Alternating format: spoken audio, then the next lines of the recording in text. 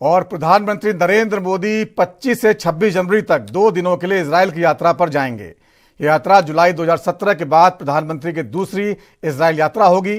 प्रधानमंत्री मोदी ने इस यात्रा के बारे में सोशल मीडिया प्लेटफॉर्म एक्स पर पोस्ट करते हुए कहा वे इजराइल के साथ महत्वपूर्ण बातचीत का इंतजार कर रहे हैं। इस यात्रा के दौरान वे इजराइल के नेतृत्व से मिलेंगे और दोनों देशों के बीच संबंधों को मजबूत करने पर चर्चा करेंगे।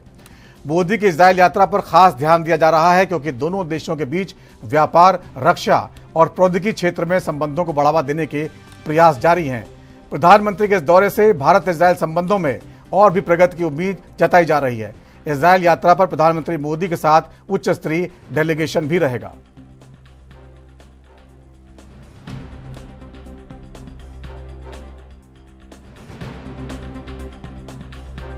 तो इजराइल जो है भारत के साथ कई मुद्दों पर जो है एक राय रखता है, खासतौर पर रक्षा के मुद्दों पर। बहुत सारे मिसाइल्स टेक्नोलॉजी जो है इजराइल ने भारत को दी हैं और कुछ और तकनीकी इस यात्रा के दौरान समझौते हो सकते हैं, जिसमें रक्षा सौदों की बात होगी।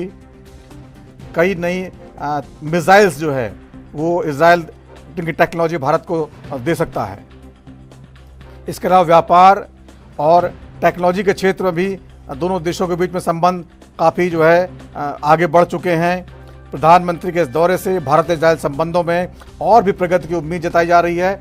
लेकिन ऐसे दौर में जब इजराइल और ईरान के बीच में संबंध तनावपूर्ण है, अमेरिका ईरान पर हमला करने की तैयारी कर रहा है और ईरान भी कहीं ना कहीं भारत का अच्छा मित्र है और इजराइल से ही भारत के संबंध अच्छे हैं, तो ये दौरा जो है हो सकता है प्रधानमंत्री दोनों देशों के बीच तनाव कम करने में भी कोई रोल अदा कर सकें। ये भी इस तरह देखा जा रहा है।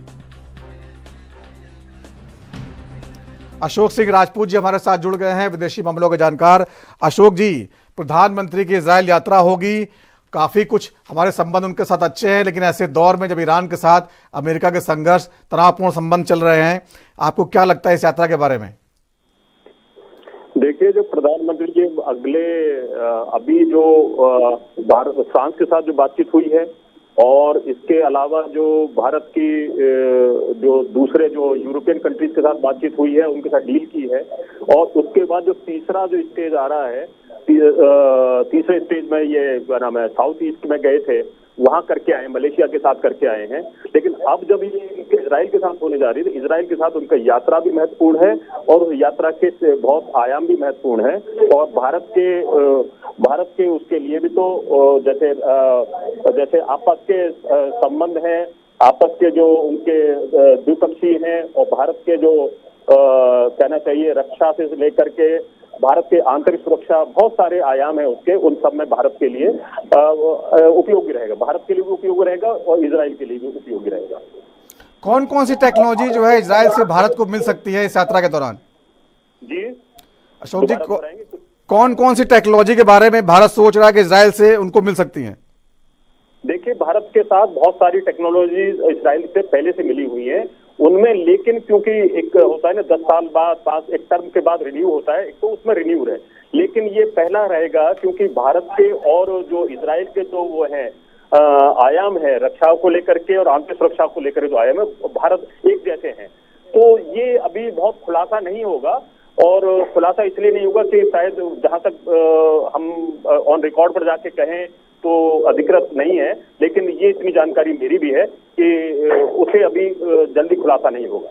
अशोक जी, गाजा पीस प्लान का मुद्दा बहुत गरमाया हुआ है। डोनाल्ड ट्रंप का जो है ये ड्रीम प्रोजेक्ट है, इसमें भारत जो है उतने उत्साह के साथ अभी सामने नहीं आया, तो आपको लगता है कि कुछ आगे इसमें बात बनेगी?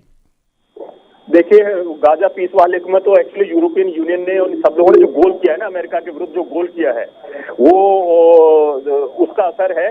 और क्योंकि अमेरिका ने जो भारत के साथ थोड़ा सा रुख अपनाया है, भारत इस सब कॉन्टिनेंट में बहुत मददगार है, दुनिया मतलब ग्लोबल फीचर पर भारत का बड़ा महत्वपूर्ण स्थिति है।